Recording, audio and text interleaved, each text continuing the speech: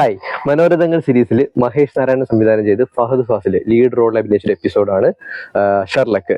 Sherlock എന്ന് വെച്ചാൽ പൂച്ചയുടെ പേരാണ് കേട്ടോ. പൂച്ചയും ഫഹദ് ഫാസിലും നദിയ മൊയ്തുമാണ് ഈ സിനിമയിലെ ഈ എപ്പിസോഡിലെ പ്രധാനപ്പെട്ട കഥാപാത്രങ്ങളെ അവതരിപ്പിക്കുന്നത്. ഈ എപ്പിസോഡ് മുഴുവനായിട്ടും ഷൂട്ട് ചെയ്തിട്ടുള്ളത് അമേരിക്കയിലാണ്. അമേരിക്കയിൽ നടക്കുന്ന ഒരു സ്റ്റോറിയാണ്. വളരെ സിമ്പിൾ ആയിട്ടൊരു കഥയാണ്, പക്ഷെ നൈസ് ആയിട്ടൊരു സ്റ്റോറി ആട്ടോ ഇത്. അതായത് ബാലു എന്നാണ് നമ്മുടെ ഫഹദ് ഫാസിലിന്റെ കഥാപാത്രത്തിന്റെ പേര്. അപ്പോൾ ബാലു നമ്മുടെ നാട്ടിൽ തന്നെ ഇങ്ങനെ കള്ളു കുടിച്ച് തിരിഞ്ഞ് ഇങ്ങനെ നടക്കുന്നൊരു പയ്യനാണ്. അപ്പോൾ ഇയാളെ ഡി അഡിക്ഷൻ സെന്ററിലൊക്കെ ആക്കിയതിന് ശേഷം ഇയാളുടെ ചേച്ചി, അമേരിക്കയിൽ സെറ്റിൽഡ് ആയിട്ടുള്ള ചേച്ചി എന്ത് ചെയ്യും, ബാലുവിനെ അമേരിക്കയിലേക്ക് വിളിക്കും. അങ്ങനെ ഇയാൾ അമേരിക്കയിലെത്തും. അപ്പോൾ അമേരിക്കയിൽ എന്തെങ്കിലുമൊക്കെ ജോലി ചെയ്ത് ജീവിക്കാം, അല്ലെങ്കിൽ എന്തെങ്കിലും പുതിയൊരു ജോലി കണ്ടുപിടിക്കാം, കരിയർ ഉണ്ടാക്കിയെടുക്കുക എന്നുള്ളതാണ് ഈ ബാലുവിൻ്റെ ഒരു പ്ലാന്. ഓക്കെ, അപ്പോൾ ഇയാളുടെ ചേച്ചി അമേരിക്കയിൽ തന്നെ സെറ്റിൽ ആയിട്ടുള്ള ഒരാളാണ്. അപ്പോൾ ഇവരുടെ വീട്ടിൽ ഒരു പൂച്ചയുണ്ട്. ഓക്കെ, പൂച്ച എന്ന് വെച്ചാൽ സാധാരണ ഒരു പൂച്ചയാണ്, പക്ഷെ അത്ര സാധാരണക്കാരനായിട്ടൊരു പൂച്ചയല്ല. അപ്പോൾ ചേച്ചി ജോലിക്ക് പോയി കഴിഞ്ഞാൽ വീട്ടിൽ പൂച്ചയും ബാലുവും മാത്രമേ ഉള്ളൂ. അപ്പോൾ ബാലു ഇങ്ങനെ വീട്ടിൽ കൂടെയൊക്കെ നടക്കുന്ന സമയത്ത് ഈ പൂച്ച എന്ത് ചെയ്യും, ബാലുവിനെ ഫോളോ ചെയ്യും, ഷെർലക്ക്. ഓക്കെ, ഷെർലക്കിന്റെ നഖമൊക്കെ എടുത്തു മാറ്റിയതാണ്, റിമൂവ് ചെയ്തതാണ് ചേച്ചി പറയുന്നുണ്ട്. പക്ഷെ ചില പ്രത്യേക സാഹചര്യങ്ങളിൽ ഈ പൂച്ചയുടെ നഖമൊക്കെ പുറത്തേക്ക് വരും. ഓക്കെ, അപ്പൊ പൂച്ച ഈ ബാലുവിനെ ഇങ്ങനെ ഫോളോ ചെയ്യുന്നുണ്ട്. ഇയാൾ ചെയ്യുന്ന എല്ലാ കാര്യവും പൂച്ച നിരീക്ഷിക്കുന്നുണ്ട്.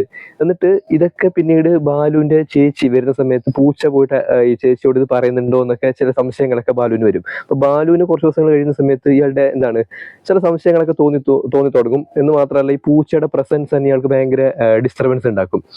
ബാലുവിന് വേണ്ടിയിട്ട് അയാളുടെ ചേച്ചി കുറെ ജോലിയൊക്കെ അന്വേഷിക്കുന്നുണ്ടെങ്കിൽ ഒന്നും അങ്ങോട്ടേക്ക് സെറ്റ് ആവില്ല. അപ്പൊ കുറച്ച് ദിവസങ്ങൾ കഴിയുന്ന സമയത്ത് ഇയാൾ വല്ലാണ്ട് ഡിപ്രസ്ഡ് ആയിപ്പോകും. അപ്പൊ ചേച്ചിക്ക് വേറൊരു സ്റ്റോറി കൂടി ഉണ്ട് കേട്ടോ. അപ്പൊ ചേച്ചി നാട്ടിൽ നിന്ന് കല്യാണം കഴിച്ച് അമേരിക്കയിലേക്ക് മൈഗ്രേറ്റ് ആയ ഒരു ടീമാണ്. അപ്പോൾ ചേച്ചിയുടെ ഹസ്ബൻഡ് കുമാരൻ എന്നാണ് അയാളുടെ പേര്. അപ്പോൾ കുമാരേട്ടന് ഈ അമേരിക്കയിലത്തെ കൾച്ചറോ കാര്യങ്ങളൊന്നും ഇഷ്ടപ്പെടാതെ ഇയാളുടെ ചേച്ചിയെ, ബാലുവിന്റെ ചേച്ചിയെ ഡൈവേഴ്സ് ചെയ്തിട്ട് കുമാരേട്ടൻ എന്ത് ചെയ്യും, നാട്ടിലേക്ക് വരും. എന്നിട്ട് ചേച്ചി അമേരിക്കയിൽ തന്നെയുള്ള ജയന്ത് എന്ന പേരിൽ ഒരാളെ കല്യാണം കഴിച്ചിട്ട് അമേരിക്കയിൽ ഇപ്പം നിലവിൽ സെറ്റിൽഡാണ്. അപ്പൊ ഈ ജയന്താണ് ഈ പൂച്ചയ്ക്ക് ഷെർലക്ക് എന്ന് പേരിട്ടിട്ടില്ല. ജയന്ത് ഒരു ഈ കുറ്റാന്വേഷണ നോവലിന്റെ ഒക്കെ ഭയങ്കര ഫാൻ ആയിട്ടുള്ള ഒരാളാണ്. അപ്പൊ ജയന്ത് ജോലി ചെയ്യുന്നത് ഇപ്പൊ ഇവർ താമസിക്കുന്ന സ്ഥലത്ത് നിന്ന് കുറേ ദൂരെയാണ്. ഇയാൾ ഏതെങ്കിലും കാലത്തെ വീട്ടിലേക്ക് ഒരു വീടുമായിട്ട് അത്ര വലിയ കണക്ഷൻ ഇല്ലാത്ത ആളാണ്. ഫോൺ കോൾസ് മാത്രമേ ഉണ്ടാവും. ഒരു ദിവസം ജയന്ത് വീട്ടിലേക്ക് വരുന്നതെന്നൊക്കെ വിളിച്ചു പറഞ്ഞ് ഇവർ ഭക്ഷണമൊക്കെ ഉണ്ടാക്കി വെക്കും. അത് ലാസ്റ്റ് മൊമെന്റിൽ ഇയാൾ വരുന്നില്ല എന്നൊക്കെ വിളിച്ചു പറയും. അപ്പൊ MTയുടെ കഥകളിൽ നമ്മൾ കാണുന്ന ഒരു സ്ഥിരം സാധനമാണ് ഈ റിലേഷൻഷിപ്പുകൾ. മനുഷ്യന്മാർ തമ്മിലുള്ള ബന്ധങ്ങളൊക്കെ ഇല്ലാതായി പോകുന്ന സാധനം ഉണ്ടല്ലോ, അതിന്റെ മറ്റൊരു വേർഷനാണ് ഈ കഥയിലും പറഞ്ഞു വെക്കുന്നത്. പക്ഷെ അത് വേറൊരു തലത്തിലാണ് അവതരിപ്പിച്ചിട്ടുള്ളത്. ഈ പൂച്ച എന്ന് പറയുന്ന സാധനം ആക്ച്വലി ഒരു ഐറണിക്കൽ ആയിട്ടുള്ള ഒരു കഥാപാത്രമാണ്. അതായത് ഒരേ സമയം ഈ അമേരിക്കയിലാണല്ലോ കഥ നടക്കുന്നത്. അപ്പോൾ അമേരിക്ക പൊതുവെ നമ്മുടെ ലോകത്ത് നടക്കുന്ന എല്ലാ കാര്യങ്ങളും വല്ലാണ്ട് നിരീക്ഷിച്ച് അമേരിക്ക അറിയാതെ ഒരു ഈച്ച പോലും പറക്കില്ല എന്നൊക്കെ പറയില്ലേ. അപ്പൊ അങ്ങനെ ഒരു സാധനം ഉണ്ടാക്കിയെടുക്കാനാണ് ശ്രമിച്ചിട്ടുള്ളത്. പിന്നെ പൂച്ചയുടെ ഭാഗത്ത് നിന്ന് ആലോചിക്കുകയാണെങ്കിൽ ആക്ച്വലി ബാലുവിന്റെ പ്രസൻസ് പൂച്ചയാണ് ഡിസ്റ്റർബ് ചെയ്തുകൊണ്ടിരിക്കുന്നത്.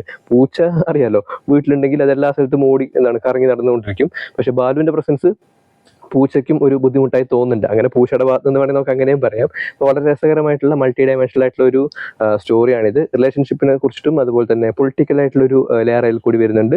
പിന്നെ ഫഹദിന്റെ അഭിനയവും കാര്യങ്ങളൊക്കെ അടിപൊളിയായിട്ടുണ്ട്. ഫഹദ് ആണെങ്കിലും നദിയ മൊയ്തു ആണെങ്കിലും സൂപ്പർ ആയിരുന്നു. ഫഹദിന്റെ ഫിസിക്കൊക്കെ ഒരു ഡി അഡിക്ഷൻ സെന്ററിൽ പോയിട്ട് റിക്കവറായി തിരിച്ചു വന്ന ഒരാളിന്റെ സെയിം ഫിസിക്കായിരുന്നു, വല്ലാണ്ട് മെലിഞ്ഞ് താടിയൊക്കെ വെച്ച്. പിന്നെ അയാൾ ചെയ്യുന്ന ഡെയിലി ആക്ടിവിറ്റീസ് ഒക്കെ ചെയ്യുന്നത് കാണാൻ ഭയങ്കര രസമാണ്. ഈ അമേരിക്കയിലെ ആ വീട്ടിനുള്ളിൽ ചെയ്യുന്ന കാര്യങ്ങളൊക്കെ ഭയങ്കര രസമാണ്. നദിയ മൊയ്തുവിന്റെ അഭിനയവും അടിപൊളിയായിരുന്നു. ഫസ്റ്റ് ഷോട്ടിൽ ഒരു കാറിൽ ഇങ്ങനെ വീട്ടിലേക്ക് പോയതിനു ശേഷം പിന്നീട് ഓരോ ദിവസം കഴിയുന്തോറും ഈ പെണ്ണുങ്ങളുടെ മാനസത്തിൽ വരുന്ന മാറ്റങ്ങൾ, ദേഷ്യപ്പെടുന്നത്, ഈ ജയന്ത് വിളിച്ചിട്ട് വരാമെന്ന് പറഞ്ഞതിന് ശേഷം പിന്നെ വരാതിരിക്കുന്ന സമയത്ത് ഇവർക്ക് ഉണ്ടാകുന്ന ചേഞ്ച്, അതൊക്കെ നല്ല അടിപൊളിയായിരുന്നു. രണ്ട് കഥാപാത്രങ്ങളെ ഈ എപ്പിസോഡിലുള്ളൂ, പക്ഷേ 48 മിനിറ്റോളം ഉണ്ടാവും. പക്ഷെ നമുക്ക് ബോർ അടിക്കുകയില്ല. നല്ല കിടലൊഴി പോയിട്ടുണ്ട്.